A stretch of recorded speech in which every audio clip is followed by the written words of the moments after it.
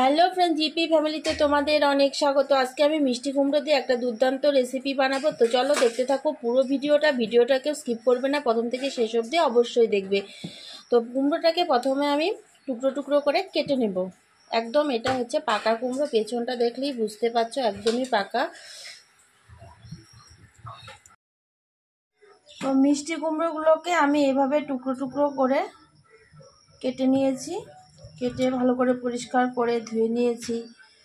আর এখানে নিয়েছি হচ্ছে চিংড়ি মাছ, মানে চিংড়ি শুটকি মাছটাকে আমি গরম জলে ভিজিয়ে রেখেছিলাম, তারপর পরিষ্কার করে নিয়েছি, মাথাগুলোকে ফেলে একদম ভালো করে জল দিয়ে ধুয়ে একদম পরিষ্কার পরিচ্ছন্ন করে নিয়েছি চিংড়ি মাছকে। তো এখন রান্নাটা শুরু করে দেব। আর যা যা উপকরণ লাগবে সেটা আমি রান্নার সময় বলে দেব। তেল গরম হয়ে গেছে, দিচ্ছি রসুন,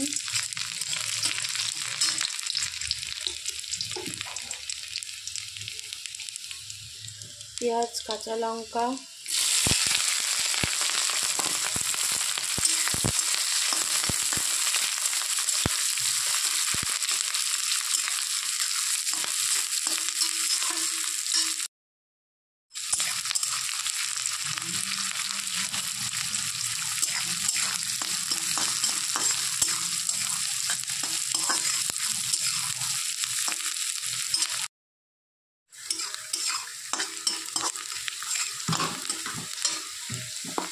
তো পেঁয়াজটা লাল হয়ে গেছে, এখন মাছটা দিয়ে দিচ্ছি।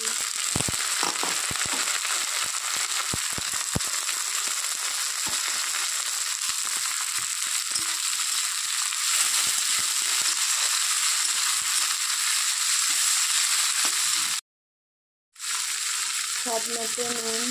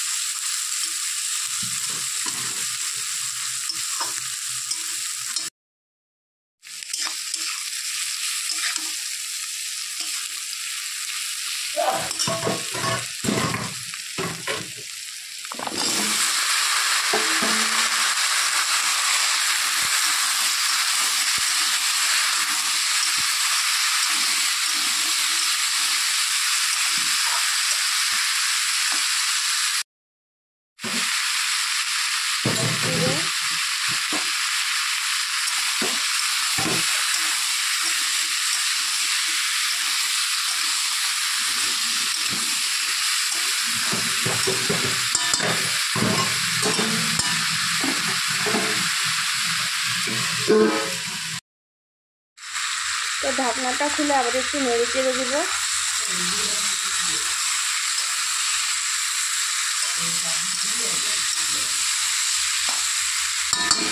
নেড়ে চেড়ে আবার একটু ঢেকে দেবো।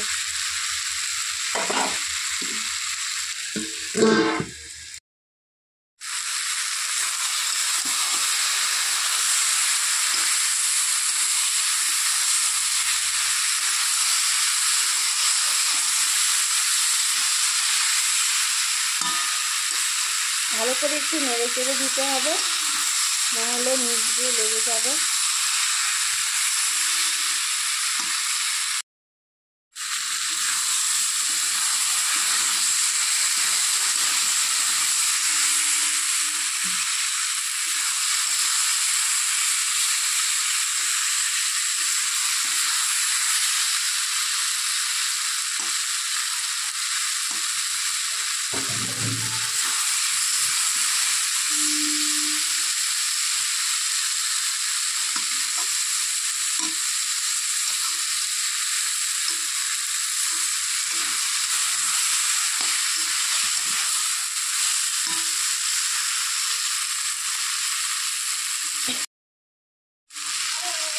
তো কুমড়োটা একদম ভালো করে সেদ্ধ হয়ে গেছে, তো এটা এখন একদম রেডি।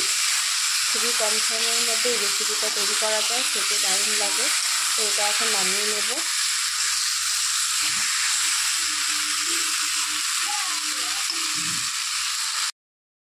তো বন্ধুরা একদম রেডি, নামিয়ে নিয়েছি মিষ্টি কুমড়ো চিংড়ি মাছ দিয়ে। তো এইভাবে রান্না করলে মিষ্টি কুমড়ো একদম নিমেষের মধ্যে এক থালি ভাত শেষ হয়ে যাবে, কখন বুঝতেই পারবেন না। আর সঙ্গে কিছু তরকারি থাকলে সেটাও খেতেই ইচ্ছে করবে না, কখন যে শেষ হয়ে যাবে এক থালি ভাত। খাওয়া একবার শুরু হলে বন্ধ করা মুশকিল আছে। এভাবে যদি মিষ্টি কুমড়ো দিয়ে শুকনো মাছ রান্না করেন দেখবেন দারুণ লাগে খেতে, দারুণ। আপনারা না খেলে বিশ্বাসই করতে পারবেন না।